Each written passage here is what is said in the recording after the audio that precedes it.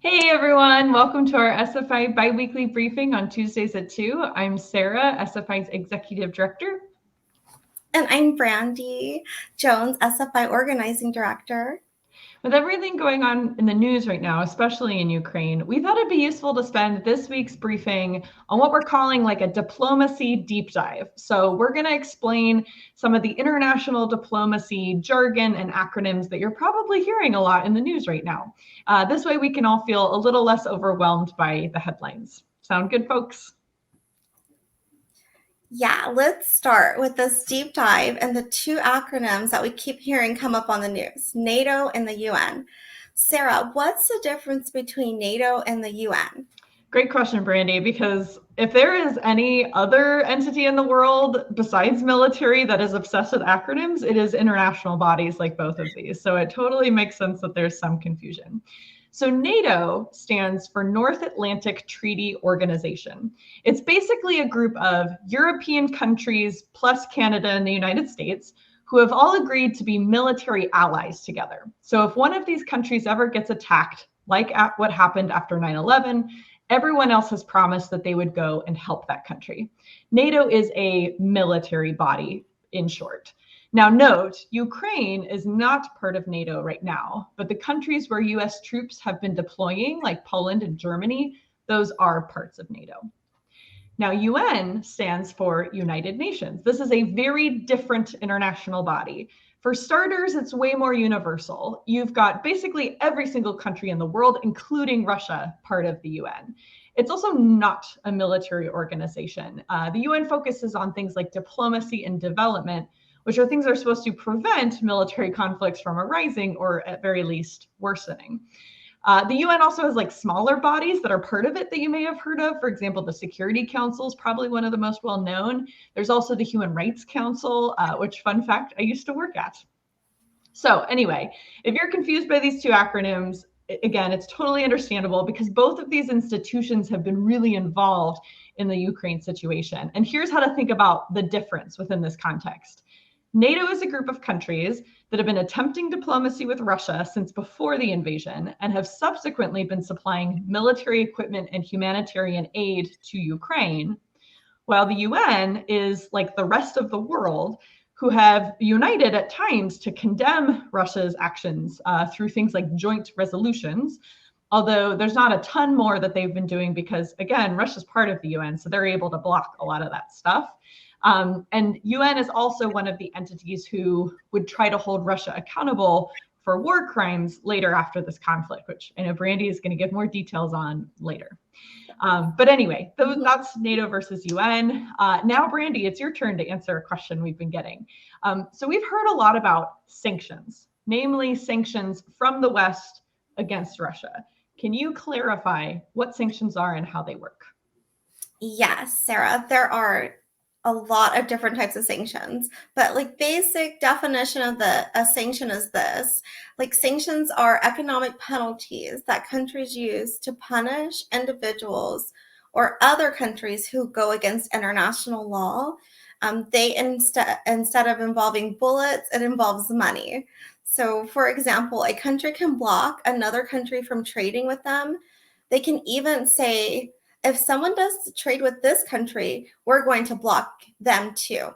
Like these are some examples of sanctions. Right now, the US and NATO allies have put in place a lot of sanctions. Some of them attack Putin and Russia oligarchs as individuals. Like for example, if any of those people own a bank account outside of Russia, the US has frozen those bank accounts and the people cannot access their money. The same with their fancy things like yachts and villas that you might see on TikTok. There's even a rule that if anyone finds an oligarch's property, they will get a reward. So our sanctions are more broad. For example, like the US has blocked Russia's central bank from being able to do business with international banks. This is having a huge impact on the Russian economy as a whole. You may be asking, how can the US and NATO do all of this? Well, two reasons. One, the US and Europe represent huge economies. So blocking access to these markets means blocking access to lots of customers with lots of money. Two, in order to have effective sanctions, you have to persuade other countries and other financial institutions to agree with your sanctions. So the US has done a lot of that with diplomacy, and that's kind of built unity across the board. So Sarah, next question. There are so many ways the United States government is involved in resolving this crisis. Can you share all the different government people or bodies and what they're doing? Absolutely. All right, so let's start with the president up at the top. The president is in charge of setting the tone of our country's foreign policy and determining how we are going to interact with other countries. This president in particular has decided to be very hands-on with the Ukraine situation and has been very communicative as well and transparent, giving lots of speeches that's explaining everything that's going on, as well as behind the scenes deputizing his various cabinet officials in order to do their work. Now, the Department of State is one of those agencies that the president has deputized, and they're doing a lot of the main work right now. They're the ones who coordinate negotiations between all of our NATO allies and Russia. They're the ones who facilitate the delivery of military equipment and aid. So our diplomats are brave and amazing. Cannot emphasize that enough. Now, obviously, the Department of Defense is also involved too, as we all know as military families. They've been mostly providing military equipment and fighters to fighters in Ukraine. Sorry, they are not providing fighters. They are providing stuff to fighters in Ukraine. Very important distinction. DoD is also preparing all of its defensive posturing to make sure that we're ready just in case the conflict expands into NATO countries or heaven forbid into the nuclear realm. So that's why we've started to see US troop deployments and TDYs happening across the board. Just today, I was in a briefing where I got to hear directly from John Kirby, spokesman at the Pentagon. He was also explaining about how DoD has maintained a communications channel directly with Russian fighters, which they check twice a day to make sure it's still open and working. This way, both forces can communicate every once in a while to make sure there are no misunderstandings, that no one perceives the other as accidentally escalating and making this a bigger thing than it has to be. Okay, so another US body is a lesser known agency known as the US Agency for International Aid, or USAID. This agency provides humanitarian assistance stuff, so think like monies and supplies that can help the now over 1 million Ukrainian refugees who are fleeing this conflict. Their job is so, so important.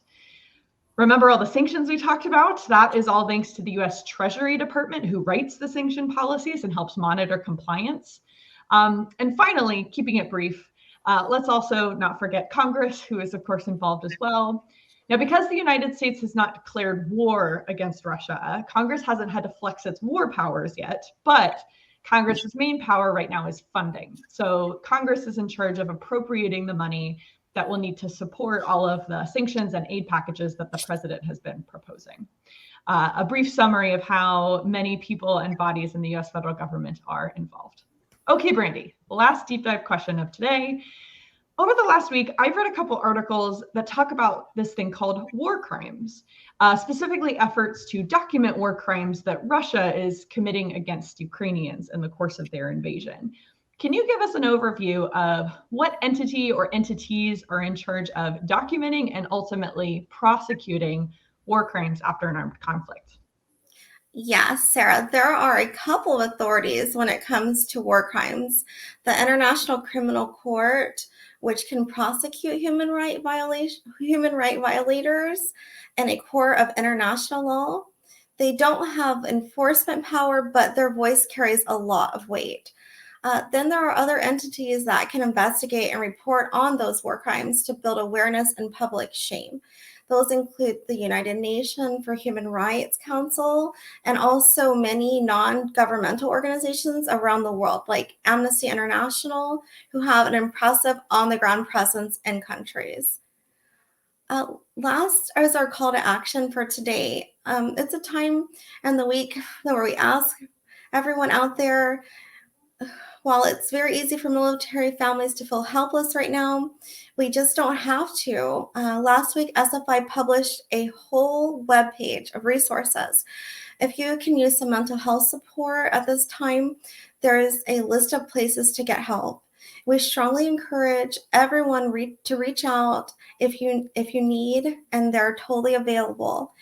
Additionally, if you're looking for ways to help Ukrainians, we have a donation, volunteer, and advocacy opportunities listed online as well. We hope that this page helps our members find a path towards action. Which Kate just put the link to that page in our comments on this video, so you can check it out right now. And I'm actually going to add a second call to action this week. I know, not trying to overwhelm anyone, but real quickly, there is a chance that we could all make things easier for Afghan refugees who are in our country right now. I know, a bit of an issue pivot, but bear with me. I know this is an issue near and dear to many people's hearts in our community, as it should be. And right now, Congress, specifically the Senate, is negotiating a big omnibus bill. And what we're hoping, and organizations like ours are hoping, is that there will be added a provision in that big bill that would make it easier for Afghan refugees to transition their lives into the United States. And right now, the call to action is calling 3 senators in particular that are considered very important to getting this provision added to the bill. I will post more details in the comments of this video about what we're asking for and who to call, but I just want to flag in the video that this is another really important call to action that we can't lose sight of. So thanks everyone for tuning in this week. I hope that this diplomacy deep dive was helpful. I hope it makes these headlines, scary and otherwise, feel a little more accessible. And we hope to see everyone tune back in 2 weeks from now. Thanks everyone. Bye. Thanks. Bye.